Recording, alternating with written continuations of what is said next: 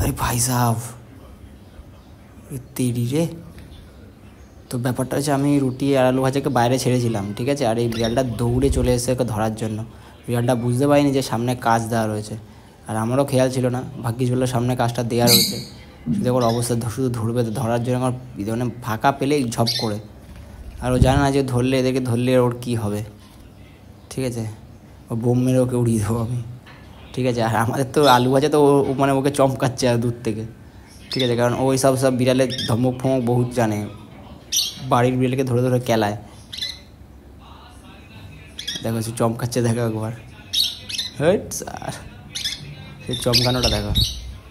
আচ্ছা ছেড়ে দিয়েছিলাম ঘরে, তো আজ ওড়াউড়ি করছিল। আমি শুধু বিড়ালটাকে দেখছি। আর আমাদের রুটিকে দেখো, রুটি ডাইরেক্ট গিয়ে একদম ঠাকুরের পা ধরে শুয়ে পড়েছে, কী অবস্থা।